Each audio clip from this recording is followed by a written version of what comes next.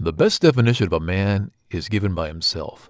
Ted Bundy described himself as the most cold-hearted man you'll ever meet. Well, he said it in very crude language.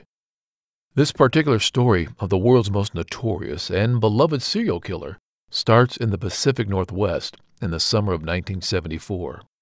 Women across Washington and Oregon were disappearing at a higher rate than authorities had made the people comfortable with. Naturally, said authorities were baffled, again, as to who possibly did this. Or in the words of Jake Peralta, it was a classic case of who done it.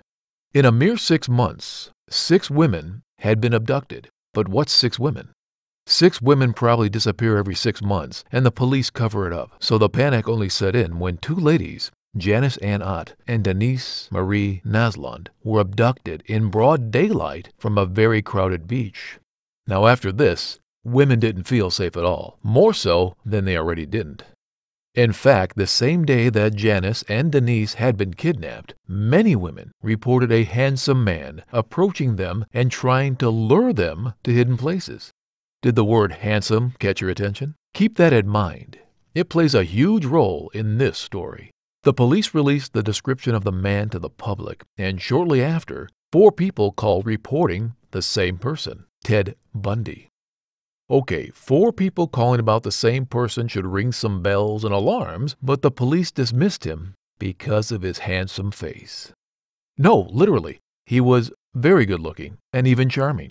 You'll see that he fooled everyone because of his face, and even now gains attention from many media sources as the most handsome serial killer. But who was Ted Bundy, really? He was born to an ashamed woman who pretended to be his sister all of his life. Eventually, his grandfather beat them so bad that both of them ran away, and his mother married a hospital cook.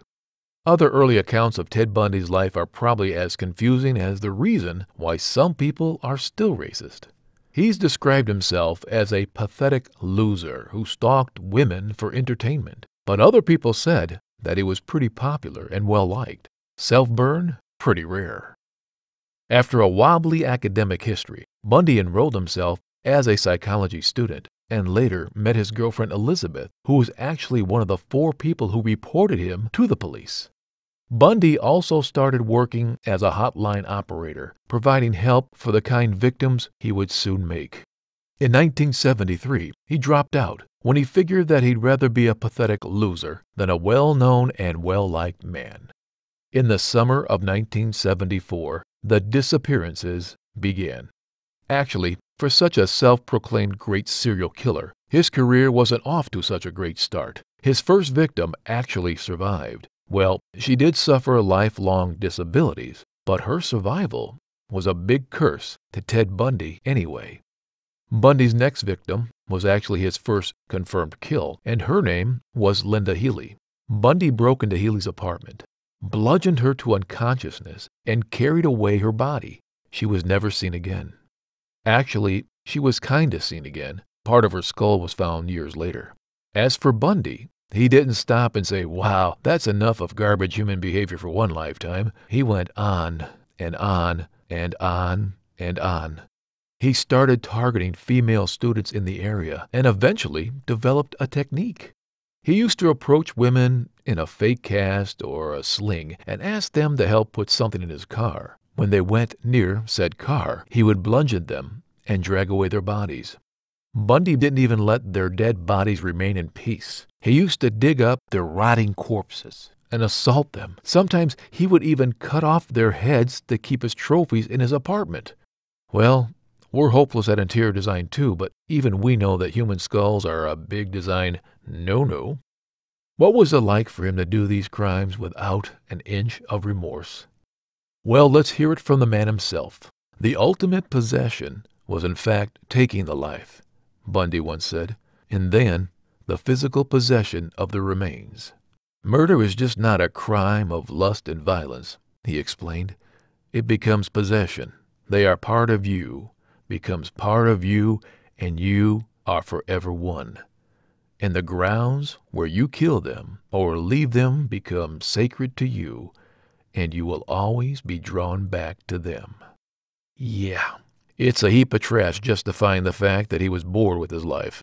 After the murder of Healy, Bundy would go on to kill more women, unaware that cops were finally onto him. Well, not really, but they were trying, okay? Finally, in August of 1975, Bundy was pulled over, and the cops discovered some stuff that looked like it had come straight from the basic handbook for serial killers. Handcuffs, blunt objects, and masks. Eventually, he was put in a lineup where he was identified by one of the women he had attempted to abduct. We bet he was wishing his face wasn't handsome then. He was convicted of assault while the cops tried to build a murder case around him. And guess what? Bundy was serving as his own attorney, which meant that he was unshackled during preliminary hearings. Which meant that he escaped. Naturally. Bundy made a very stupid plan of vanishing into the wilderness, and he realized it when he almost died of hunger.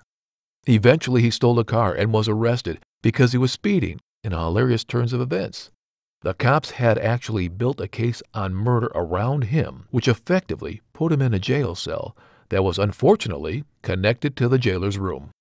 He hacked away at the crawl space separating the two rooms and even collected some money brought to him by a woman named Carol, who would later marry him in prison.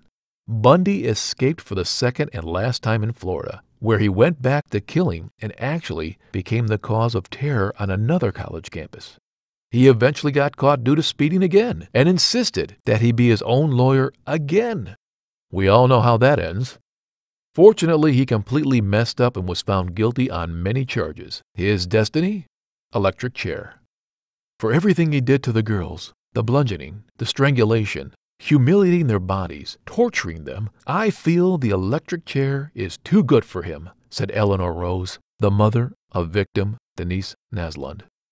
Still, at least after his brain was fried in 1989, he couldn't terrorize any more campuses.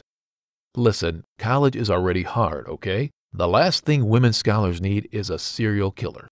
Ted Bundy's death was actually a national affair. Many people stood outside the courthouse and held up posters that said, "Burn, Bundy, burn." Understandably, as he had confessed to killing more than 30 women, but experts believe the number to be way higher.